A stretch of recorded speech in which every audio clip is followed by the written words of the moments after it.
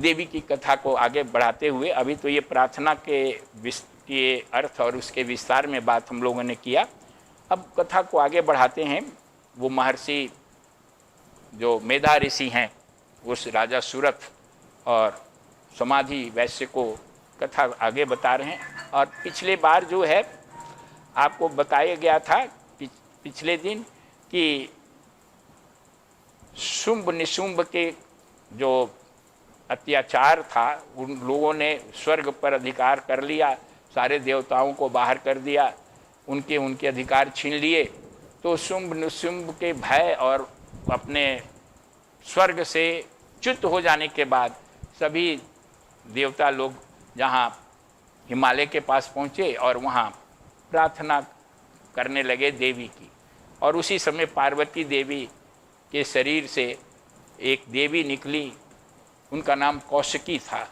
और उनके शरीर से जब कौशिकी निकली तो पार्वती का रूप जो है वो काला पड़ गया और कालिका देवी के रूप में वो प्रकट हुई। उसी समय जब देवता लोग प्रार्थना कर रहे थे हिमालय में, तो चंड और मुंड नामक दो राक्षस इस बात को सुन रहे थे कि देवी और देवता में क्या बात हो रही है। एक प्रकार से जासूसी कर रहे थे। ये चंड और मुंड उसी शुंभ निशुंभ जो बहुत भयंकर असुर थे, उनके ही ये एक प्रकार से दूत थे, या उनके ही एक प्रकार से सिपाही, या कहिए कि स्पाई थे। देवी जब कौशिकी प्रकट हुई और कौशिकी का जो रूप देखा चंड और मुंड, वो स्वयं बहुत ही विस्मित रह गए। ऐसी अद्भुत देवी या रूप कभी उन लोगों ने देखा नहीं था। और ये जो चंड मुंड हैं, वो इस बात को लेकर के सोचने लगे कि इसकी सूचना राजा शुंभ और निशुंभ को दी जाए कि नहीं दी जाए। कभी उनके मन में आता था कि इसकी सूचना दे देनी चाहिए, क्योंकि ये बड़ी अद्भुत एक देवी यहाँ स्त्री प्रकट हुई है। कभी उनके मन में इसके विपरीत भाव उठता था। अब यहाँ पर थोड़ा सा एक्सप्लेनेशन की आवश्यकता है। चंड और मुंड, ये चंड और मुंड जो है शुंभ निशुंभ के सहायक थे, उनके कर्मचारी थे। लेकिन ये चंड और मुंड दोनों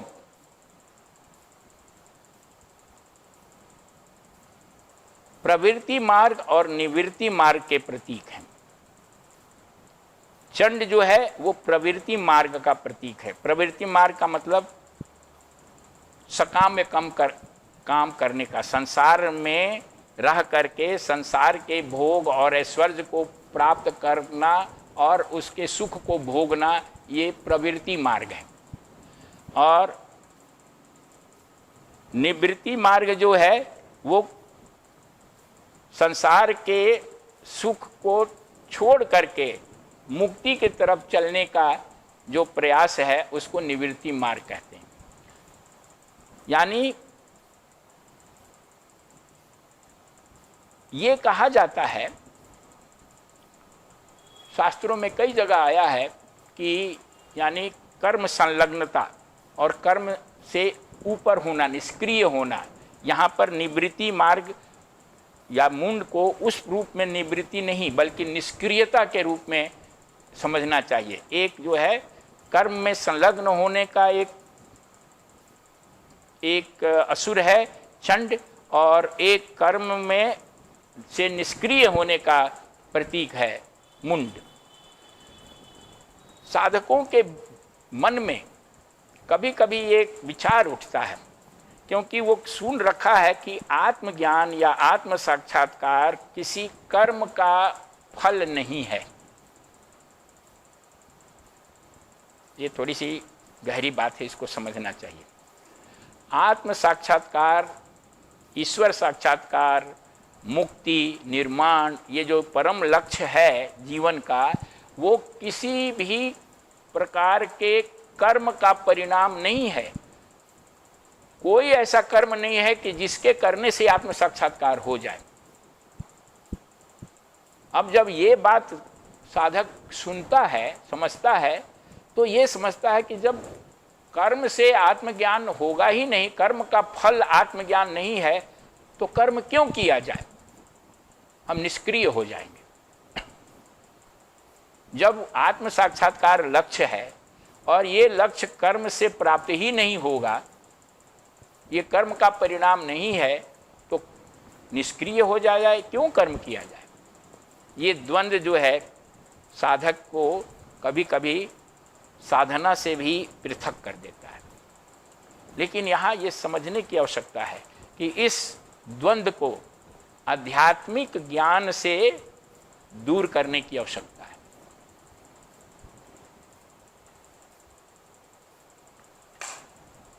कर्म करते रहना है, कर्म से विमुख नहीं होना है, निष्क्रिय नहीं होना है, लेकिन कर्म को एक विशेष प्रकार से करने से कर्म जोड़ विकर्म बराबर अकर्म। यदि कर्म योग की भावना से विशेष प्रकार से कर्म करने का मतलब है कि कर्म करते हुए कर्म योग की का भाव रखें। कर्म करना आवश्यक है इस संसार में, चाहे वो कोई साधक हो, चाहे वो कोई गृहस्थी हो, चाहे वो किसी भी प्रकार का हो व्यक्ति हो, हर को कर्म से विमुख नहीं होना है। लेकिन अगर कर्म को कर्म योग के भाव से उसके अनुसार या उसको ध्यान में रखते हुए किया जाए तो वास्तव में वो कर्म बंधन नहीं होता है, पैदा करता है, वो अकर्म हो जाता है। इसलिए आत्मज्ञान के लिए भी कर्म करने की जरूरत है, लेकिन वो जरूरत, वो कर्म योग के भाव से करने की जरूरत है। वो सकाम कर्म योग का परिणाम नहीं है मुक्ति। सकाम कर्म योग से स्वर्ग मिल सकता है, धन मिल सकता है, राज्य मिल सकता है, लेकिन मुक्ति नहीं मिल सकती। मुक्ति के लिए कर्म योग के सिद्धांत के अनुसार कर्म करना होगा, जिससे कि आपके चित्त के मल और विक्षेप दूर हों। मल और विक्षेप दूर करने के लिए कर्म की आवश्यकता है। इसलिए योगियों को भी, साधकों को भी कर्म करना पड़ता है। तो ये चंड मुंड जो हैं, इस जो तर्क वितर्क कर रहे थे कि राजा को बताया जाए नहीं बताया जाए, वो इसी कर्म और अकर्म का प्रतीक है।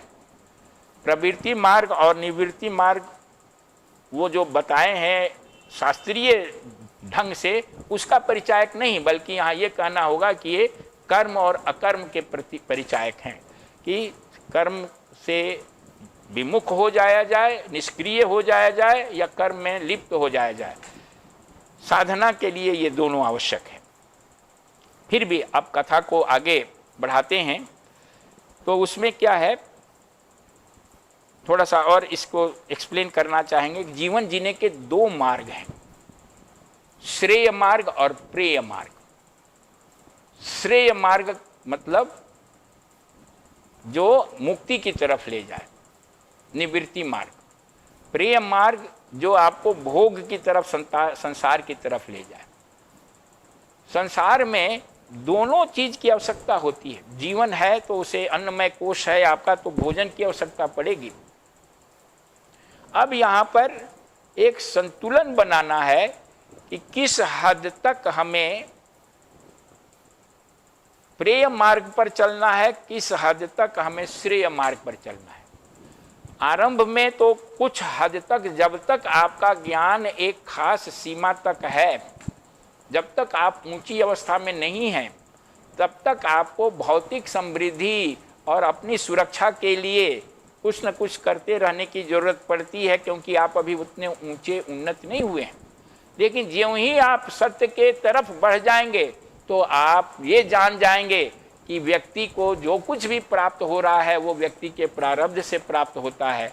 उसको जो कुछ भी आवश्यकता है वो सब प्रारब्ध उसे आवश्यकता की पूर्ति करता है, तो वो अपना प्रयास जो है अपने भौतिक आवश्यकताओं की पूर्ति के लिए नहीं करेगा, बल्कि वो अपना जो प्रयास है वो निवृत्ति मार्ग में ही करता रहेगा और प्रारब्धवश उसकी सारी आवश्यकताएं पूर्ति होती रहेगी और वो जीवन मुक्त होकर के जब तक उसका प्रारब्ध है तब तक जिंदा रहेगा, और जब आयु उसकी पूरी हो जाएगी तो विदेह मुक्ति के द्वारा उसे मुक्ति प्राप्त होगी। तो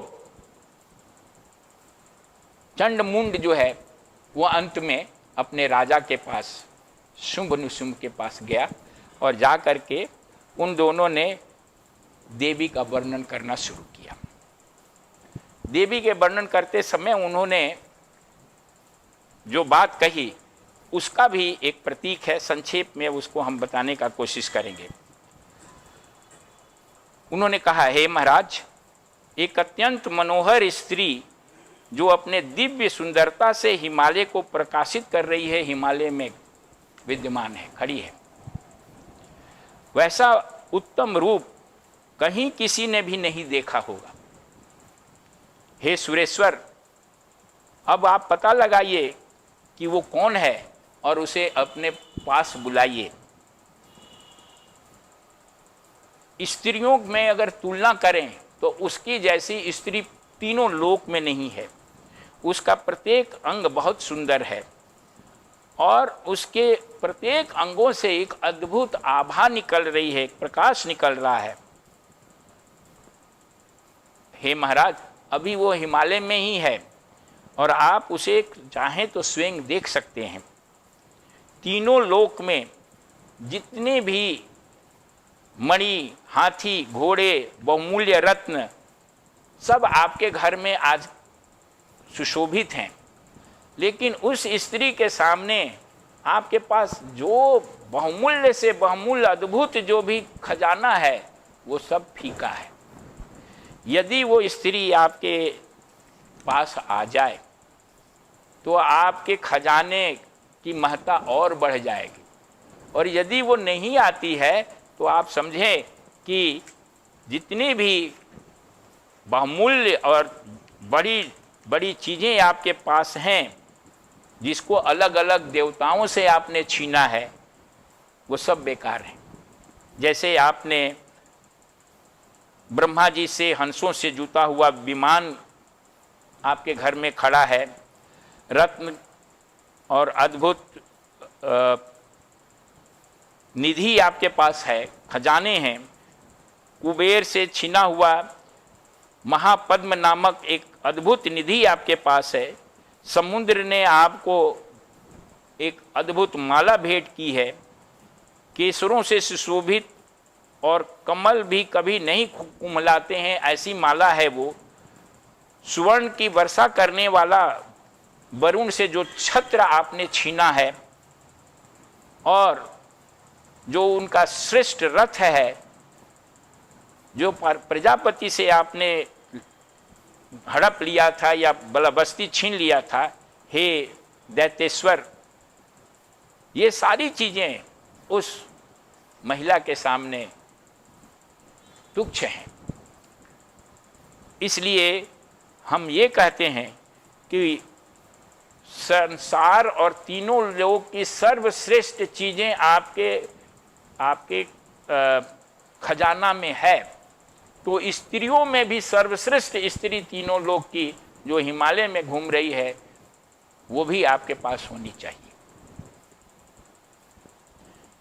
मुंड और चंड का ये वचन सुन करके जो शुंभ निशुंभ थे उसने कहा कि जरूर वो स्त्री को आनी होनी चाहिए। तो इसके लिए उन लोगों ने अपने दूत, जिसका नाम था सुग्रीव, सुग्रीव वो रामायण वाला नहीं, एक दूसरा राक्षस का नाम था, उस सुग्रीव को उन लोगों ने भेजा और ये कह के भेजा कि तुम जो है देवी के पास जाओ, उसको समझाओ, हम लोगों की महानता बताओ, बड़ाई बताओ, शायद हमारी बड़ाई, हमारी महानता सुन करके देवी प्रभावित हो जाएगी और उसे अपने साथ ले आओ। और यदि वो बात नहीं माने और तुम्हारे बात का विरोध करे तो उसे बलपूर्वक ले आओ, लेकिन किसी भी प्रकार से ले आओ। अब यहाँ जो है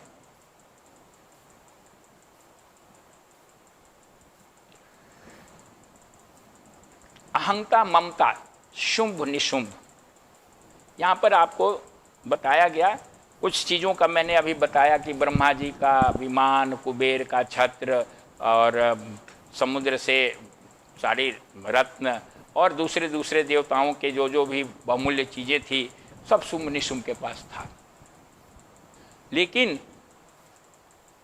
चंडमुंड कह रहा है कि जब तक वो देवी नहीं आएगी तब तक आपका ये सब चीज़ व्यर्थ है, ये सब उसके सामने फीके हैं।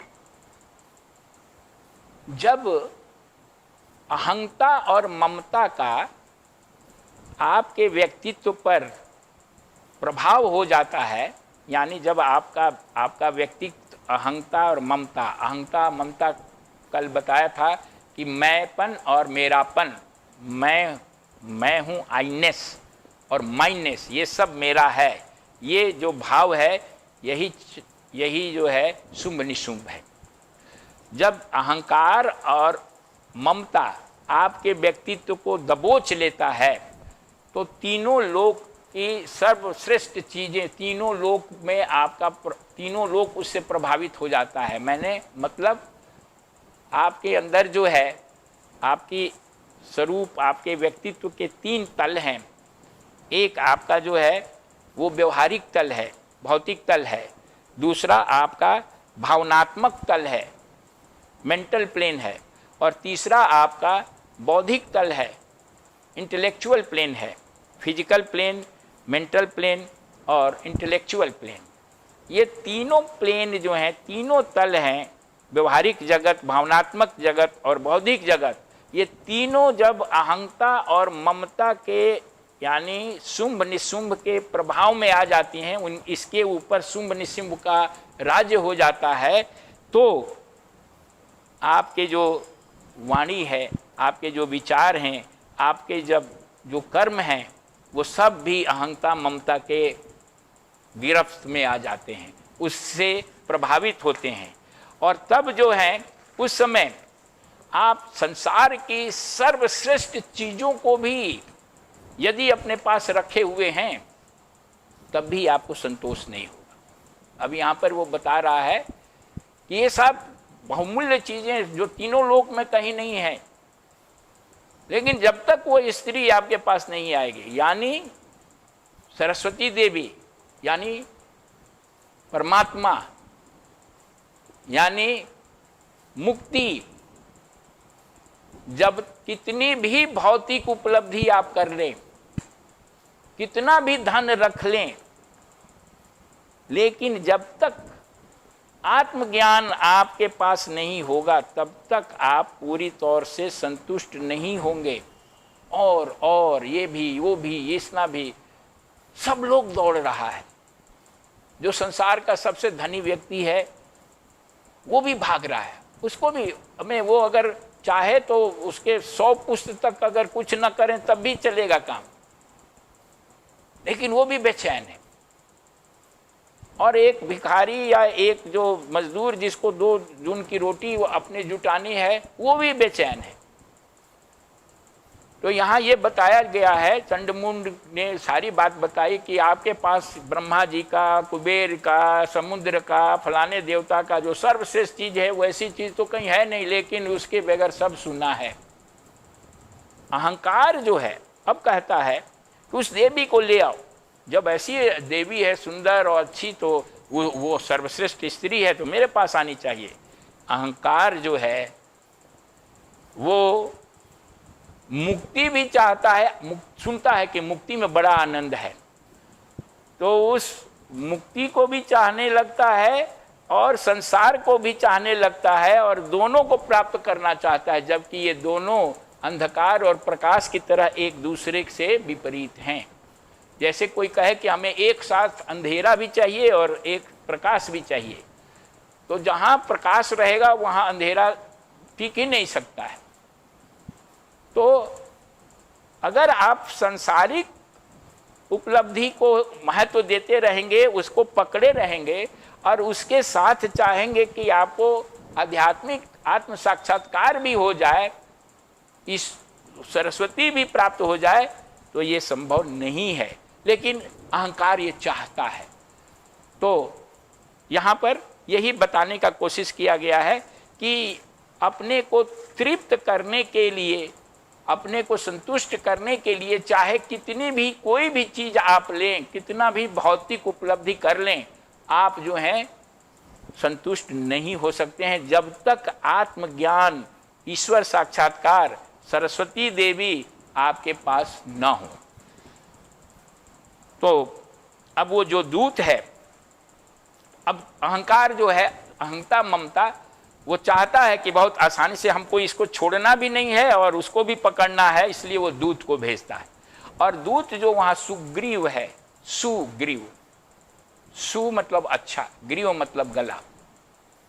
गला का दो यहां प्रतीक अर्थ है। एक तो कि जो अच्छे से बोल सकता है, गले से बोलते हैं, तो वो शुंभ निशुंभ ने कहा था कि तुम हमारी बड़ाई करो और देवी को इंप्रेस करो, उसको प्रभावित करो कि देवी हमारी महिमा सुन करके बस भागी चली जाए।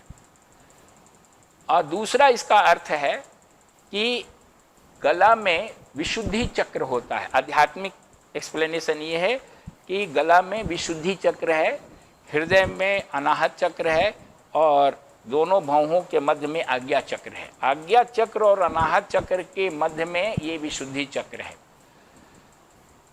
आज्ञा चक्र जो है वो और विशुद्धि ये अनाहत चक्र, एक जो है आज्ञा चक्र शुंभ का प्रतीक परिचायक है और अनाहत चक्र जो है वो निशुंभ का परिचायक है। काम ग्रंथि यहाँ रहती है और अविद्या ग्रंथि यहाँ रहती है, अज्ञान की ग्रंथि। अब 3 ग्रंथि हमने बताई थी, कर्म ग्रंथि, काम ग्रंथि और अविद्या ग्रंथि। तो ये हृदय जो चक्र है, अनाहत चक्र, इसमें काम ग्रंथि का वास है और आज्ञा चक्र में अविद्या ग्रंथि है। जो शुंभ है वो अज्ञान का प्रतीक है, अहंता। अहंता, अहम कहाँ से निकलता है? अविद्या, अस्मिता, राग, द्वेष और अभिनिवेश, ये 5 क्लेश हैं। तो अविद्या से अहंकार का जन्म होता है। अविद्या, इसीलिए यहाँ पर जो है अविद्या ग्रंथि यहाँ है और उसी जगह में शुंभ का ये सीट है, स्थान है, केंद्र है। तो इन दोनों के बीच में, काम ग्रंथि और अविद्या ग्रंथि के बीच में विशुद्धि चक्र है। ये जो विशुद्धि चक्र है ये दोनों को जोड़ता है, यानी ये दूत बनना है। इन शुंभ का और निशुंभ का ये दूत बना है, ये दोनों तरफ से जुड़ा हुआ है। अब वो जा रहा है देवी के पास, यानी पर ब्रह्म परमात्मा के पास, परम ज्ञान के पास, परम प्रकाश के पास। और वो महिमा किसकी बता रहा है? वो महिमा बता रहा है कि हमारे स्वामी जो हैं शुंभ निशुंभ सारे देवताओं को पराजित कर दिए हैं, सबका अधिकार उनके पास है, सबको बेदखल करके सबका जो है कार्य अपने कर रहे हैं, उनके पास ये है वो है। यानी ब्रह्मन से आत्मन की बड़ाई कर रहा है, ब्रह्मन से अहंकार की बड़ाई कर रहा है, अहंता और ममता की बड़ाई कर रहा है। तो उसकी बात को सुन करके, सुग्रीव की बात को सुन करके देवी कहती हैं कि तुम जो कहते हो ठीक है। अहंकार पूरे सृष्टि को अपना स्वामी का, सृष्टि का स्वामी बनना चाहता है। अब आप सोचिए कि संसार से बड़े जो सबसे धनी व्यक्ति है उसको और क्या चाहिए, क्योंकि वो चाहता है कि हमको इतना हो कि और किसी के पास कुछ ना हो। तो उस तरह से अहंकार जो है, मोर मोर मोर, अधिक अधिक अधिक, और कितना अधिक इस बात का उसको ये पता नहीं होता है, क्योंकि उसे ये मालूम है कि जितना अधिक होगा उतना ही सुख हमें प्राप्त होगा। लेकिन उसको ये नहीं पता है कि सुख जो है इसका जो अलग अलग मतलब लेवल है, तल है। मनुष्य के लिए जो सबसे बड़ा सुख है, मनुष्य का जो सबसे ज्यादा सुख है, सबसे ज्यादा सुख क्या है मनुष्य के लिए? मनुष्य के लिए सबसे बड़ा सुख ये है कि वो युवावस्था में हो, पूरे सृष्टि पर उसी का आधिपत्य हो, यानी पूरे पृथ्वी पर का राजा वही हो, वो जो चाहे वो हो जाए, जो कहे उसका सब लोग बात माने, कोई उसका दुश्मन ना हो। ये मनुष्य का, इससे बड़ा और कोई सुख की कल्पना नहीं कर सकता है। तो ये मनुष्य का सुख जितना है, ये सुख जितना आनंद देगा, उससे 100 गुना सुख जो है वो गंधर्व को मिलता है। गंधर्व मनुष्य से ऊंची एक योनि है, और गंधर्वों को जितना सुख मिलता है उससे 100 गुना सुख देवताओं को मिलता है। देवताओं को जितना सुख मिलता है उससे 100 गुना सुख इंद्र को मिलता है, राजा जो देवताओं के हैं। और इंद्र को जितना सुख मिलता है उससे 100 गुना सुख उनके गुरु बृहस्पति को मिलता है। और गुरु को जितना सुख, बृहस्पति को जितना सुख का अनुभव होता है, वो परम सुख जो परमानंद है, उसको अगर सागर मान ले जाए तो उस सागर का एक बूंद है। और आत्मज्ञान होने के बाद, सच्चित आनंद का रियलाइजेशन होने के बाद, मुक्ति होने के बाद व्यक्ति को परमानंद की प्राप्ति होती है। तो आप सोच लीजिए कि कैसा सुख होगा। तो यहाँ पर ये यही बताया गया है कि वो शुंभ निशुंभ था, वो चाह रहा था कि देवी भी हमारे साथ आ जाए कि हमको और सुख प्राप्त हो। लेकिन देवी को वो परमात्मा के रूप में नहीं देख रहा था, भोग के वस्तु के रूप में, सुख देने वाली वस्तु के रूप में। जैसे उसने रत्न और चीज़ें इकट्ठा की थी, तो अब अनेक रानियां उसकी थी, तो उसी प्रकार से एक और रानी जो है वो बनाना चाहता था सुख के लिए। तो सुग्रीव की बात सुन करके कौशिकी देवी ने कहा कि आपने ठीक, हमने सुन लिया आपके स्वामी की बात, लेकिन मैं क्या करूं?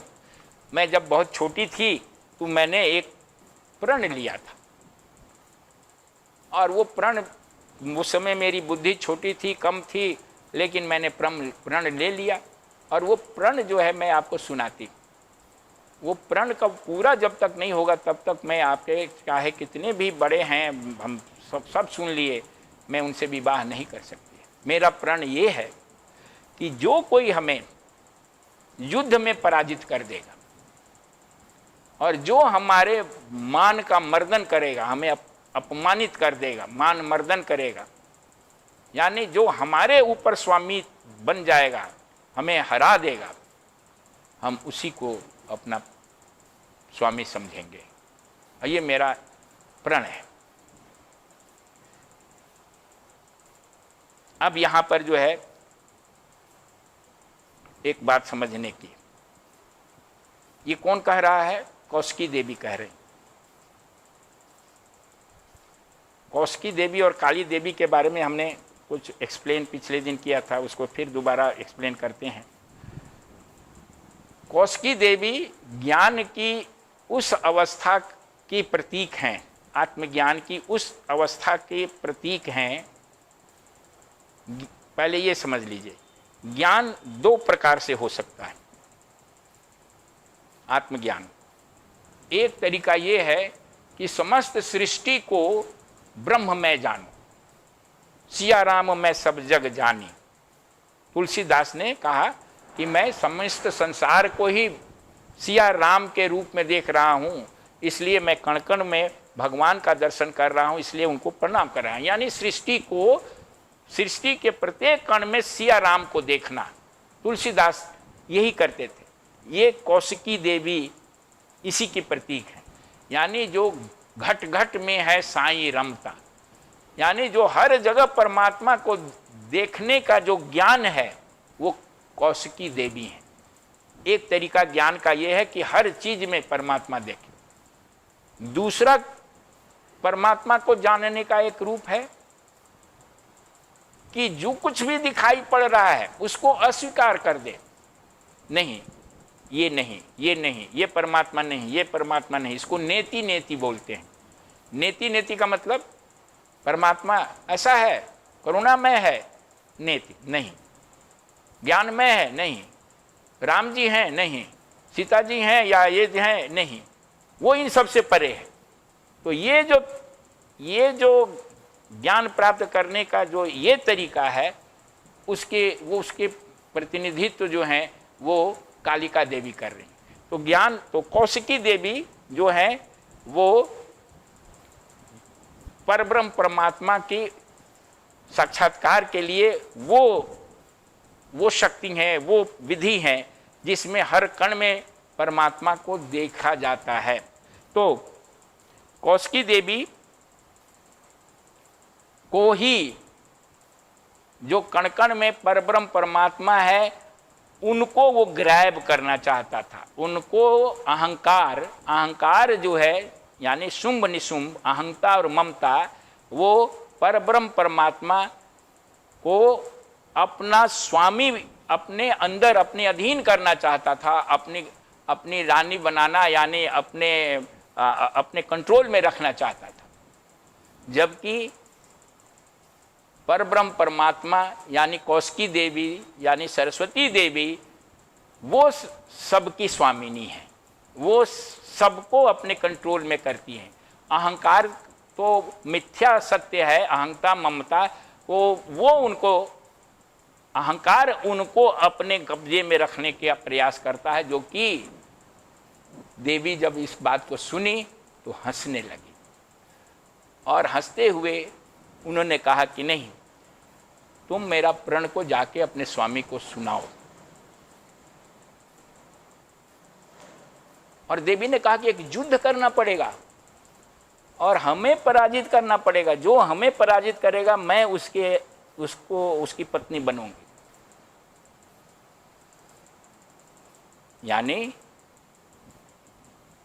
आत्मज्ञान प्राप्त करने के लिए, देवी सरस्वती या कौशिकी देवी को प्राप्त करने के लिए युद्ध करने की आवश्यकता है। युद्ध का मतलब आपको अपने अहंता और ममता से लड़ना पड़ेगा। और अहंता ममता को समाप्त जब तक नहीं करेंगे, युद्ध में उसका वध नहीं होगा, तब तक कौशिकी देवी का साक्षात्कार आपको नहीं हो सकता है। युद्ध का मतलब साधना, साधना का मतलब जो आपके मल विक्षेप विकार हैं उनको दूर करने का जो प्रयास किया जाता है वही युद्ध है। तो देवी ने ललकारा। तो पहले तो सुग्रीव जो है वो बोला, देखा देवी को कि अरे आप हमारे स्वामी को जानती नहीं हैं, वो बड़े बड़े देवताओं को उन्होंने पराजित कर दिया, सबको बांध के रखा हुआ है। आप सुकोमला हैं, इतनी कोमल हैं, आप कैसे उनसे युद्ध कर सकती हैं? आप तो उनके सामने खड़ी भी नहीं हो सकती हैं, आप युद्ध की बात कर रही हैं। क्योंकि उनके कोमल अंग और कोमल शरीर और सुंदरता को देख करके वो, लेकिन जो देवी थी उन्होंने बार बार इसी बात को दोहराया। तब उसका, सुग्रीव का जो है रूप बदल गया। उसने कहा कि अगर नहीं मानिएगा तो मैं बाल पकड़ के खींच के आपको अपने राजा के पास ले जाऊंगा। राजा के पास हम ले जाएंगे आपको, अगर आप हमारी बातों से नहीं सुन रही हैं तो हम बलाबस्ती जोर से ले जाएंगे। और क्रोधित होकर के वो जो है, सुग्रीव क्रोधित होकर के शुंभ निशुंभ को वहाँ जाकर के बताया कि देखिए हमने तो बहुत कोशिश किया, डांटा भी, डराया भी, लेकिन वो देवी जो है टस से मस नहीं हुई। यह सुनकर के जो शुंभ निशुंभ था बहुत क्रोधित हुआ और उसने अपने एक सेनापति जिसका नाम था ध्रुमलोचन, उस ध्रुम लोचन सेनापति को 60,000 असुरों के साथ कहा कि तुम जाओ और अब तुम उसको मनाने की कोशिश मत करना, या तो वध कर दो या उसको कैप्चर करके उसको ले आओ और उसको बाल पकड़ के घींचते हुए ले आना। ध्रुम लोचन जो है, अब यहां पर समझने की जरूरत है। किसको भेजा? अहंता का सेनापति कौन था? ध्रुम लोचन। ध्रुम का मतलब होता है धुआं, लोचन का मतलब होता है आंख, देखना।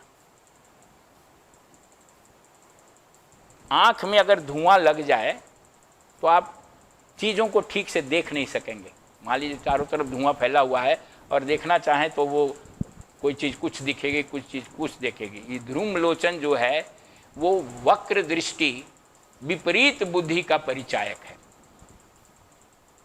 हमारे शास्त्र में जो भी बातें कही गई हैं प्रतीक रूप से कही गई हैं और आध्यात्मिक उसका अर्थ है।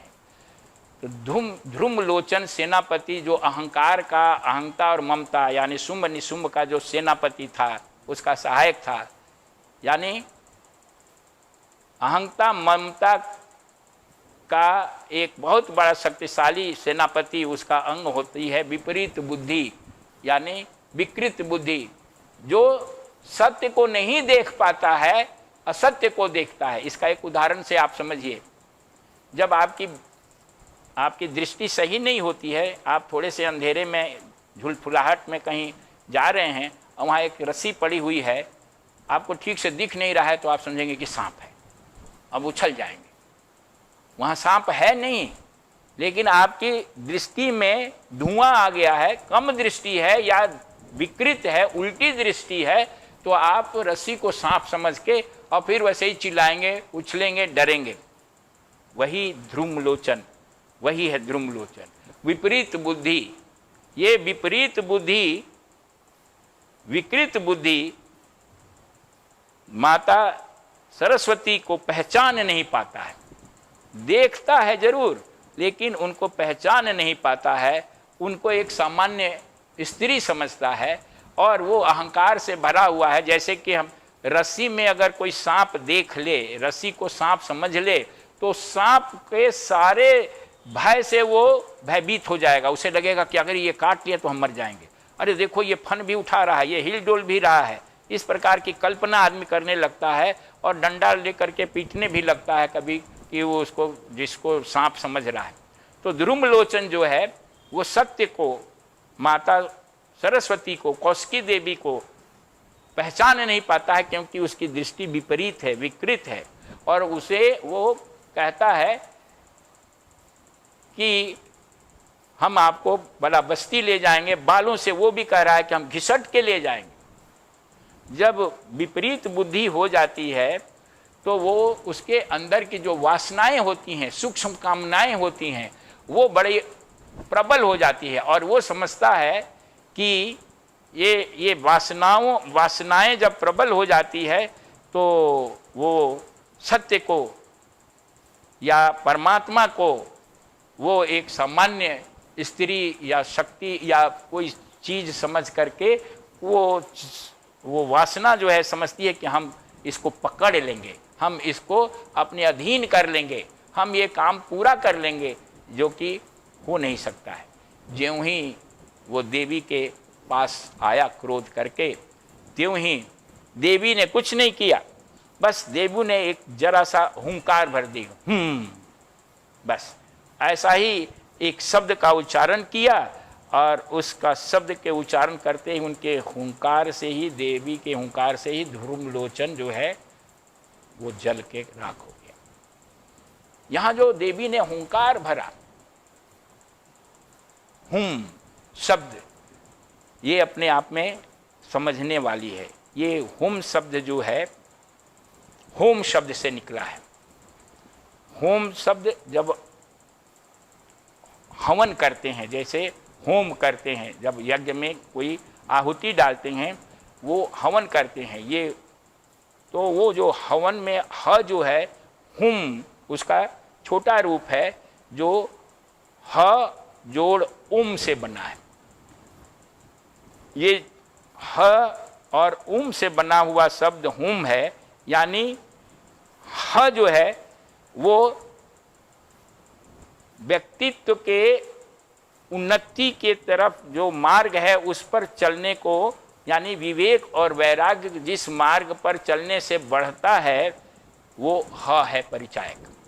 और ओम जो है वो परमात्मा का प्रतीक है, यानी जो निवृत्ति मार्ग पर चलता है, विवेक वैराग्य बढ़ाने वाले मार्ग पर चलता है, वो उसके अंदर एक ऐसी शक्ति प्राप्त हो जाती है जो वासना को, धूम्रलोचन को केवल अपने हुंकार से ही वो केवल एक विष करता है और वासना जल जाती है।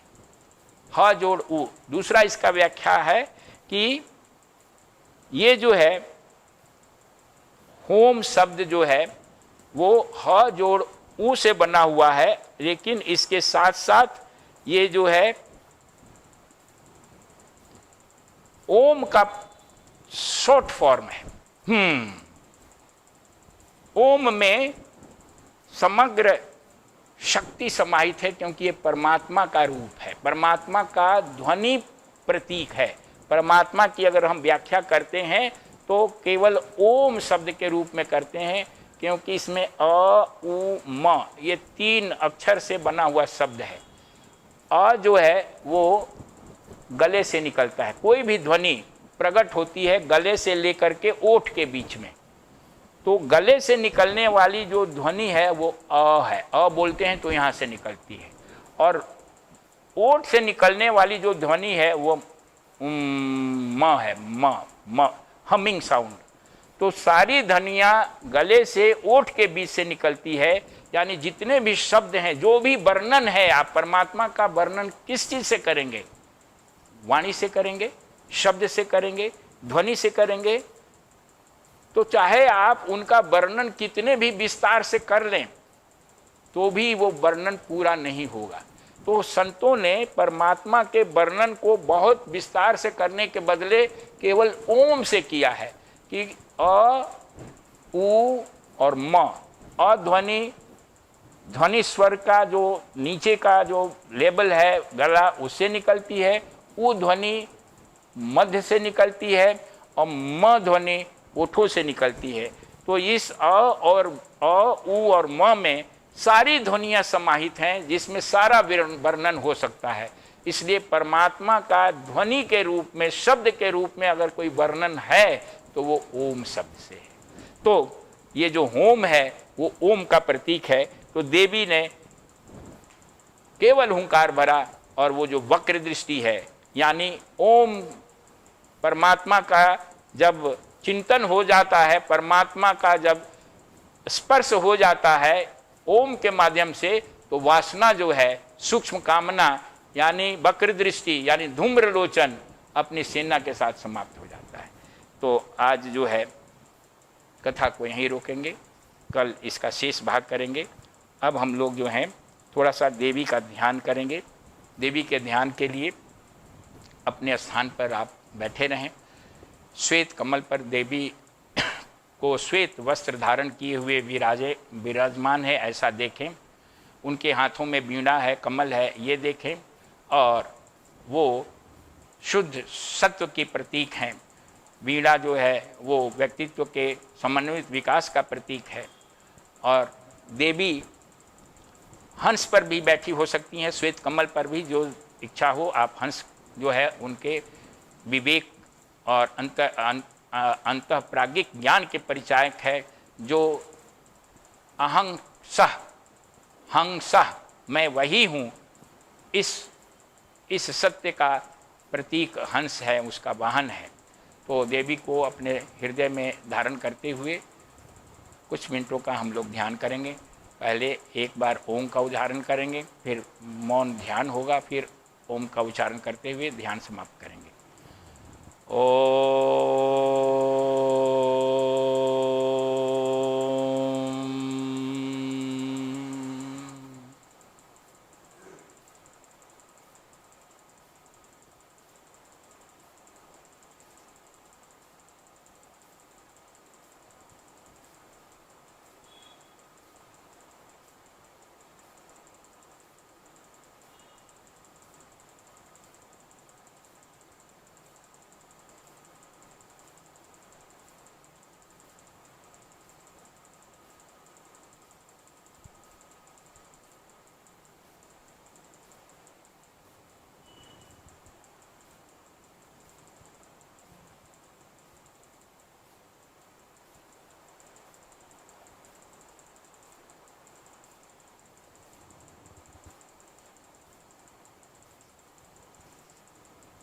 ओम ऐं सरस्वत्यै नमः।